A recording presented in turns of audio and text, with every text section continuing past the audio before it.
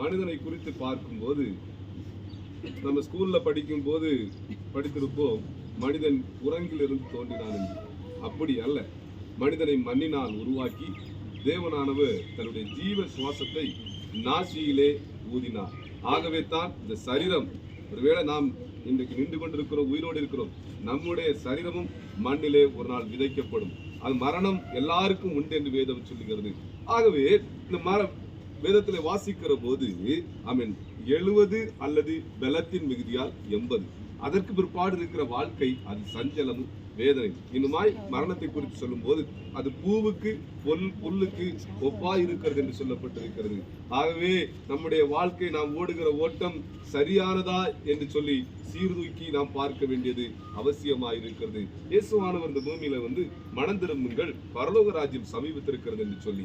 ஏன்னா மனிதனுடைய வாழ்க்கையில 2 சம்பவிக்கும். பாவத்தின் சம்பளம் மரணம், அதாவது இந்த மரணம் அல்ல, ஆவிக்கு, அதாவது உயிரோடு இருந்து மரிக்கிறவர், பாவத்துக்குள்ளாய் மரிக்கிறவர்கள் என்று சொல்லி. இந்த உலகத்திலே எல்லாருடைய கல்லறையும் மூடினவைகளாய் இருக்கிறது.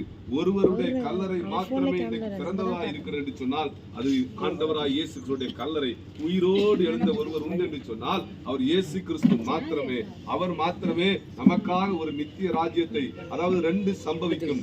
பாவம் செய்கிறவர் நரகத்திற்கும், பரிசுத்தமாய் வாழுகிறவர்கள் பரலோக ராஜ்யத்தை சுதந்திரித்துக் கொள்வார்கள். அவருடைய அந்த ராஜ்யத்திலே சுதந்திரித்துக் கொள்வதற்கு நாமும் பங்குள்ளவர்களாய் வாழும். நீதியாய், பரிசுத்தமாய், தேவனுக்கு பிரியமாய் வாழும் போது பரலோக ராஜ்யம், அந்த ராஜ்யத்தை நாம் சுதந்திரித்துக் கொள்ள வேண்டும். என்னால் ஆண்டவராய் இயேசு கிறிஸ்து மரித்து அடக்கம் பண்ணப்பட்டு 3ஆம் நாள் உயிர் தெழுந்து அவர் பரமேறி போய் சொல்லும்போது ஒரு வார்த்தை சொல்லியிருக்கிறார், நான் போய் இதோ சீக்கிரமாய் வருகிறேன் என்று சொல்லி. அவர் வரப்போகிறார். அவருடைய வருகை எப்படி இருக்கும் என்று சொல்லி தெரியாது.